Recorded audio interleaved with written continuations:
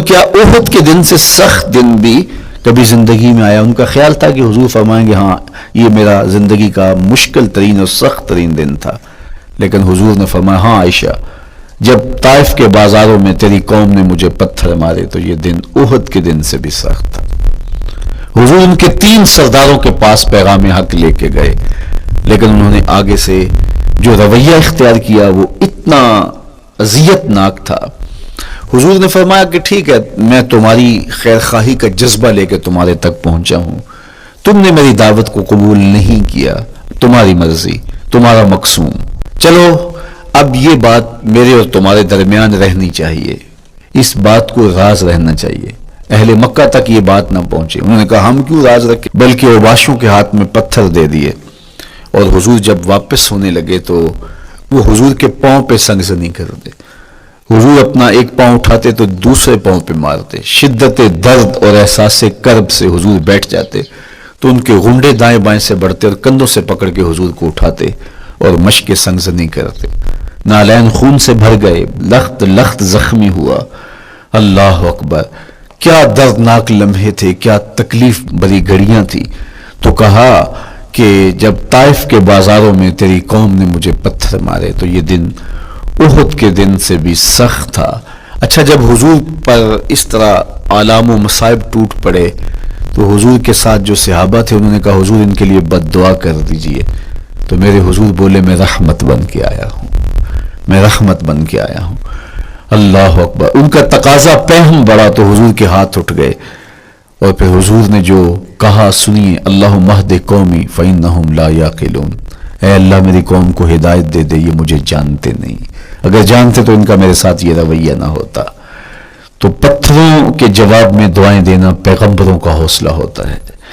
اللہ اکبر، مورخ اسلام حفیظ جلندری نے کیا خوبصورت پیرائے میں نقشہ کھینچا کہ حضور ہاتھ اٹھا کے دعا مانگ رہے ہیں، الہی کرم کر کو سارے طائف کے مکینوں پر، الہی پھول برسا ان پتھروں والی زمینوں پر۔ تو حضور نے دکھ سہے، تکلیفیں سہی، اب 3 قسمیں کی، شہر مکہ کی قسم جہاں حضور کے صحابہ نے تکلیفیں سہی، اس شہر کی گلیوں میں انہیں گھسیٹا گیا اور ان کو کچی کھالوں میں لپیٹ کے دھونیاں دی گئیں، انہیں اذیت ناک مراحل سے گزارا گیا۔ حضرت ابراہیم مشکل سے مشکل زندگی کاٹی اور رب کی رضا جوئی کے لیے کوشاں رہے، اور میرے حضور نے سخت ترین اذیتوں، مقاومتوں، مخالفتوں اور تکلیفوں کا سامنا کیا۔ تو ان 3 چیزوں کا حوالہ دے کر، ان 3 چیزوں کی قسم کر کے اب انسان کو بتایا جا رہا ہے کہ تم مشکلات سے تمہیں گزرنا پڑے گا، حالات کی تلخیاں تمہیں سہنی پڑیں گی، کسی مرتبے تک پہنچنے کے لیے تمہیں پھر تکلیفوں کی راہ اختیار کرنی پڑے گی۔ تم کون ہوتے ہو؟ میرا محبوب ہو تو تکلیفیں وہ بھی اٹھائے، 2 جہاں کا مالک ہو اور طائف کے بازاروں میں اس کے پاؤں پہ بھی پتھر پڑیں، اور کونین کا سردار ہو اور ان کے اوپر اوجری ڈال دی جائے، کائنات کا مالک ہو اور ان کو مکے کی گلیوں کے اندر ان کے گلے میں عقبہ بن ابی معیط کپڑا ڈالے اور تاؤ دے، تو کیا ان مشکلات سے تم بچ سکتے ہو؟ جب تم کسی منزل تک پہنچنا چاہتے ہو تو پھر یہ حوالے ماضی کے دیکھ لو، 3 قسمیں کر کے اس حقیقت کو بیان کیا۔ ابراہیم علیہ السلام کے وجود کو دیکھ لو، حضرت مصطفیٰ کریم علیہ السلام کی ذات ستودہ صفات کو دیکھ لو، اور مکے کی گلیوں میں صحابہ کے ساتھ جو ظلم اور جبر ہوئے اور انہوں نے جو مصیبتیں اور مشقتیں کاٹی وہ ساری دیکھ لو۔ تو 3 قسمیں کھا کر کے کہا کہ بے شک انسان مشقتوں میں رہتا پیدا کیا گیا ہے۔ اس لیے قافلہ انسانی کے وہ افراد جو کسی منزل کے متلاشی ہوتے ہیں، جو جستجو کی زندگی بسر کر رہے ہوتے ہیں، ان کو پھر مشکلات سے گزرنا پڑتا ہے اور حالات کی تلخیاں ان کو گوارا کرنا پڑتا ہے، کشاکش حیات سے ان کو ٹکرانا پڑتا ہے، اور ان کو آگے بڑھنے کے لیے ان کو تکلیفوں سے گزر کر کے، جان گسل مراحل سے گزر کر کے پھر منزل کی طرف عازم سفر ہونا پڑتا ہے۔ کیا میں نے اس خاکدان سے کنارہ جہاں رزق کا نام ہے آب و دانہ، پلٹنا جھپٹنا جھپٹ کر پلٹنا لہو گرم رکھنے کا ہے ایک بہانہ، پرندوں کی دنیا کا درویش ہوں میں کہ شاہی بناتا نہیں آشیانہ۔ تو زندگی مشکل مراحل سے گزر جانے کا نام ہے۔ اقبال نے کہا تھا ہے شباب اپنے لہو کی آگ میں جلنے کا نام، یہ زندگی آسان نہیں ہے، یہ حالات کی تلخیوں کا مقابلہ کرنے کا نام ہے، یہ ضبط نفس کا نام ہے، یہ اپنے من کی تربیت کا نام ہے۔ حضرت امام رازی آیت کریمہ کے تحت لکھتے ہیں کہ جب بچہ شکم مادر میں ہوتا ہے تو وہ 3 پردوں میں ہوتا ہے، ایک جھلی کا پردہ، ایک رحم مادر کا پردہ اور ایک پیٹ کا پردہ۔ تو 3 پردوں میں وہ بیچارہ بڑی عجیب سی حالت میں ہوتا ہے۔ یہ اس کا پہلا مرحلہ ہے تخلیق کے بعد، اس کے بعد پیدائش کا دوسرا مرحلہ ہے۔ یہ زچہ بچہ دونوں کے لیے موت و حیات کے مرحلے ہوتے ہیں۔ اس کے بعد وہ پیدا ہوا، اس دنیا پہ آیا تو اس کی مشکل کیا ہے؟ زبان ہے، بولنا نہیں جانتا، دیکھتا ہے پہچان نہیں سکتا، سنتا ہے سمجھ نہیں سکتا، ہاتھ ہیں پکڑ نہیں سکتا، ٹانگیں ہیں چل نہیں سکتا۔ کتنی مشکل بن گئی، یہ سب کچھ چیزیں ہونے کے باوجود بھی وہ بے بس دکھائی دیتا ہے، اس کو دودھ مانگنے کے لیے بھی رونا پڑتا ہے۔ تو یہ ایک مرحلہ تھا۔ پھر آہستہ آہستہ اس نے بولنا سیکھا، ایک ایک حرف کر کے، لفظ جوڑ کے وہ جملے مکمل کرتا رہا۔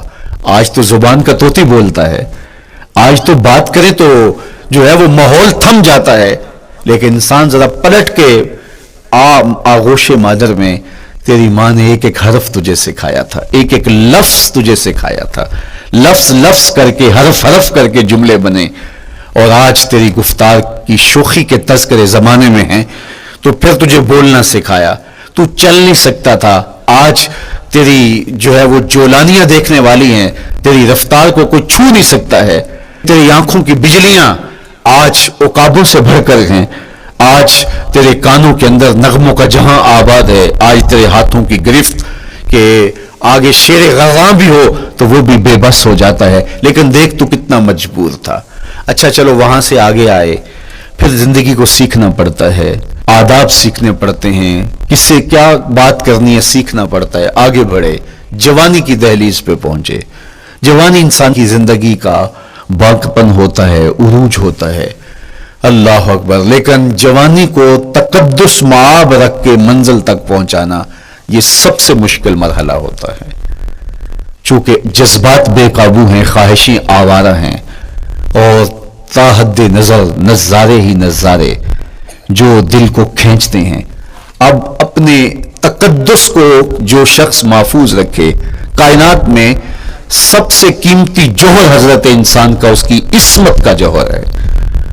اور سب سے حسین چہرہ وہ ہے جو جنسی کالک سے اپنے آپ کو بچا لے۔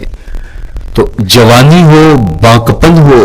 اور پھر اپنی خواہشات کو بے قابو نہ ہونے دیا جائے، سب سے مشکل مرحلہ پوری زندگی میں یہ آتا ہے۔ کسی نے کہا تھا کتاب زیست کا ایک اور باب بیت گیا، شباب بیت گیا، ایک عذاب بیت گیا۔ تو شباب کا ختم ہونا اور اس کو خیریت سے منزل تک پہنچنا، یہ کتنا بڑا مشکل مرحلہ ہوتا ہے، جس کا جوانی میں باطن کا چہرہ مسخ ہو جاتا ہے اور جنسی کالک سے جو چہرہ آلودہ ہو جاتا ہے، اس کا عفت کا دامن داغدار ہو جاتا ہے۔ تو اس لیے وہ چہرہ تاباں ہے، وہ چہرہ روشن ہے، وہ چہرہ منور ہے جو اپنے آپ کو کالک نہیں لگنے دیتا اور اپنی عصمت کی حفاظت کرتا ہے۔ میرے حضور نے بھی ارشاد فرمایا، سبعۃ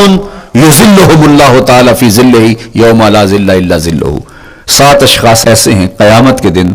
جب کوئی سایہ نہیں ہوگا، اللہ ان کو اپنے عرش کا سایہ عطا کرے گا۔ ان میں سے پہلا شخص امام عادل حکمران، دوسرا شخص وشاب نشأ فی عبادت اللہ، وہ جوان جس کی جوانی اللہ کی عبادت میں بسر ہوئی۔ تیسرا وہ شخص ورجل قلبہ معلق بالمساجد، وہ شخص جس کا دل مسجد میں لگتا ہے، مسجد میں جمتا ہے۔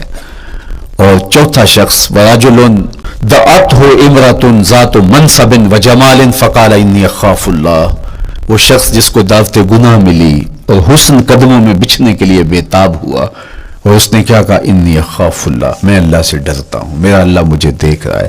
میرے حضور نے فرمایا قیامت کے دن جب کوئی سایہ نہیں ہوگا، اللہ اس کے اوپر اپنے عرش کا سایہ تان دے گا، جو اپنی عصمت کے جوہر کو بچا گیا۔ تو یہ ایک مشکل مرحلہ تھا، اپنی جوانی کے تقدس کی حفاظت کرنا۔